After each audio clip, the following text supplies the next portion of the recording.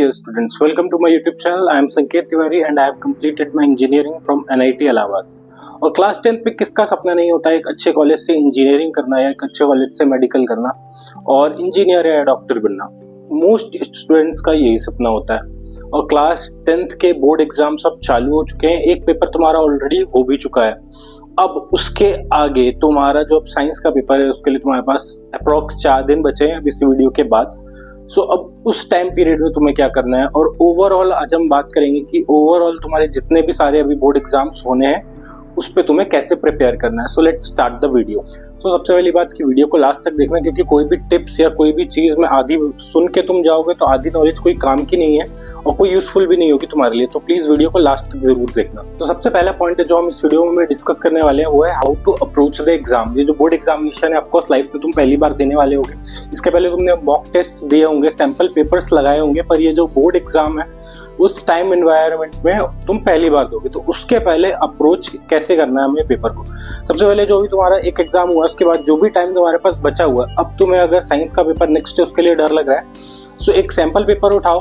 तुमने पढ़ाई तो कर ही ली है सारी और 4 दिन में अब कितना ही चैप्टर्स क्या क्या कवर कर लोगे। उसके अलावा तुम क्या कर सकते हो कि एक पुराने पिछले ईयर का क्वेश्चन पेपर उठाओ या फिर नए जो भी सैंपल पेपर्स मार्केट में जिसमें से अरिहंत का मुझे सही लगता है वो तुम उठा सकते हो। वो सैंपल पेपर्स को टाइम एनवायरनमेंट में लगाओ। एक टाइम अपने सामने फोन नहीं रखो, क्लॉक रखो, उसमें टाइम सेट कर लो अपना कि 3 घंटे में जितना भी टाइम तुम्हारे पास है उतने में तुम्हें वो कंप्लीट करना है। हमेशा टाइम ये रखना कि पेपर तुम्हारा जितने भी आवर्स का होता है उससे कम में तुम वो पेपर कंप्लीट करने की कोशिश करो। अगर होता है तो ठीक है, नहीं होता है तो भी ठीक है, बट प्रैक्टिस हमें वो करनी है।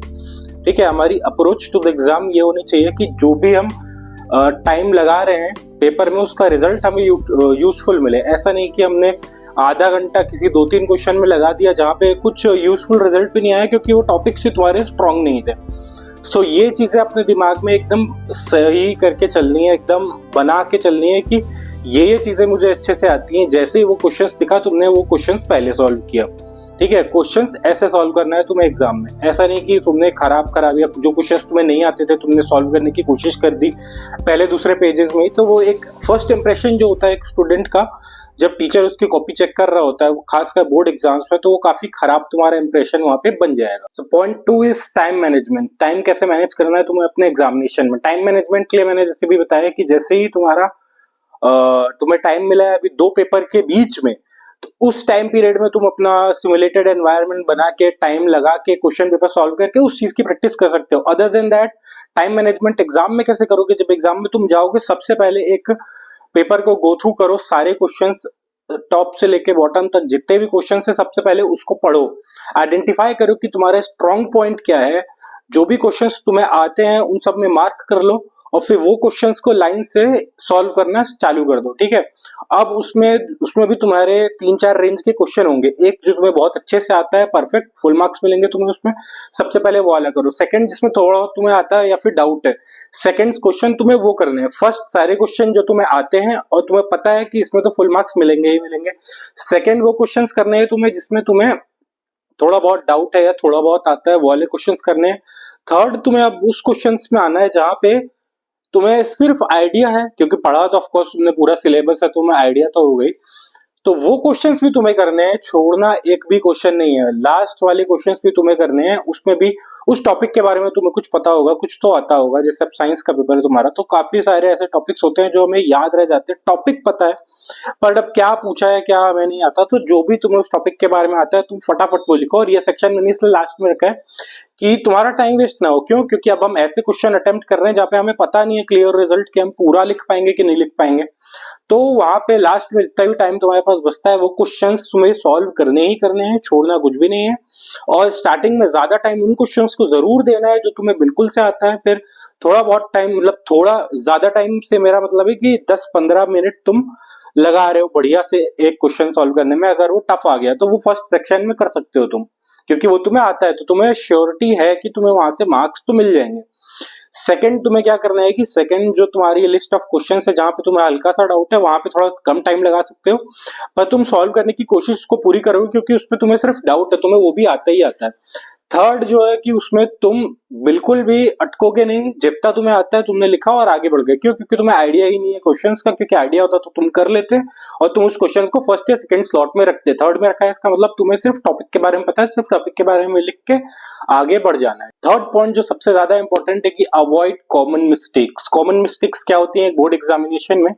जैसे कि अगर तुम मैथ्स का एग्जामिनेशन लिख रहे हो तो जो हम क्वेश्चन सॉल्व करते हैं, खासकर जब हम कॉम्पिटिटिव एग्जाम्स की तैयारी करते हैं या ज्यादा स्पीड से क्वेश्चन सॉल्व करते हैं या ढेर सारे क्वेश्चंस लगाते हैं, तो हमारी जो राइटिंग हैबिट है मैथ्स के क्वेश्चंस को सॉल्व करने की वो काफी खराब हो जाती है। हम एक स्टेप वाइज उसको सॉल्व नहीं करते हैं और बोर्ड में काफी इंपॉर्टेंट होता है क्योंकि बोर्ड में स्टेप मार्किंग होती है।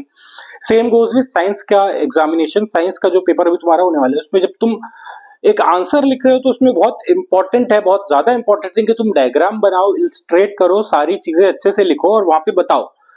क्यों डायग्राम इंपॉर्टेंट होता है? क्योंकि डायग्राम अगर तुम जैसे ही बना देते हो तो एक चीज सबसे ज्यादा इंपॉर्टेंट ये पता चल जाती है एग्जामिनर को कि इस बंदे को तो डायग्राम बना दिया इसने, इसका मतलब ये टॉपिक इसने अच्छे से पढ़ रखा है, इसको सब कुछ आता है और जो भी इसने लिखा होगा बढ़िया ही लिखा होगा। तो सबसे मेन बात तुम्हारी ये है कि साइंस के पेपर में डायग्राम बनाना बहुत जरूरी है। जहां जहां तुम्हें अपॉर्चुनिटी मिल रही है बी अपॉर्चुनिस्टिक। जहां भी थोड़ी सी भी अपॉर्चुनिटी लगती है कि इस चीज को मैं कहीं ना कहीं डायग्राम से भी समझा सकता हूं, तो उसका तुम्हें लिखना तो है ही, जितने भी वर्ड का वो आंसर है, जितना भी तुम्हें लिखना है, जितना आता है वो लिखो, पर थोड़ा सा स्पेस छोड़ो, वहां पे डायग्राम जरूर बनाओ। उससे तुम्हारे पेपर में एक अच्छा इंप्रेशन छूटेगा और एग्जामिनर को भी अच्छा लगेगा कहीं ना कहीं वो पेपर चेक करने में। सेकंड, मैथ्स का एग्जाम की मैंने बात करी, उसमें जब तुम आंसर लिखो या क्वेश्चन सॉल्व करो अपना, तो उसमें स्टेप वाइज करो।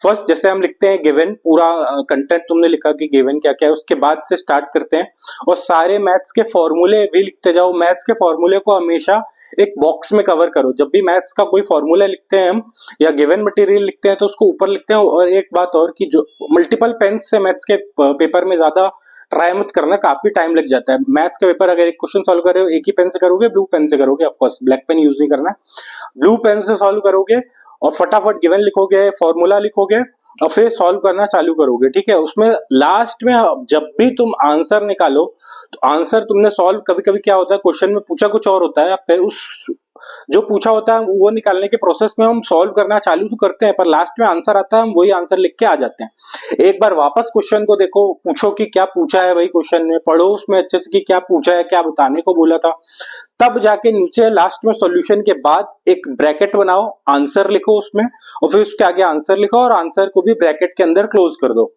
ठीक है, तब तुम्हें एक पूरा स्टेप मार्किंग तो होती है पर लास्ट के जो आंसर है वो सबसे ज्यादा इंपॉर्टेंट होता है। भाई तुमने आंसर ही गलत कर दिया तो स्टेप मार्किंग में मार्क्स लेके करोगे क्या? मतलब तुम्हारा आंसर ही गलत आ रहा है, इसका मतलब सॉल्यूशन ही गलत था।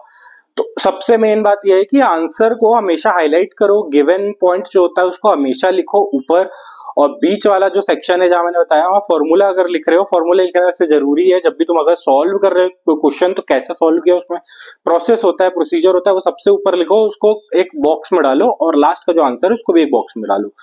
सो ये थी मेरी कुछ टिप्स जो मैंने 10th क्लास बोर्ड एग्जामिनेशन के लिए बनाई थी। इसके बाद आने वाले वीडियोस में रेगुलरली मैंने एक शेड्यूल ऑलरेडी लगा रखा है जिसमें अपने आप वीडियोस अपलोड होते रहेंगे। मैंने वीडियोस रिकॉर्ड कर चुके हैं जिसमें तुम्हारे पूरे बोर्ड एग्जाम्स की हेल्प हो जाएगी।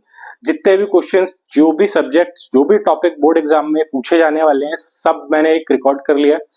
तो डोंट वरी गाइस, और अच्छे से प्रिपेयर करो। जो भी टॉपिक्स है, जो भी तुमने पढ़ा है लास्ट टाइम में भी रिवाइज करते रहो। तो thank you for watching this video. Please subscribe for regular updates.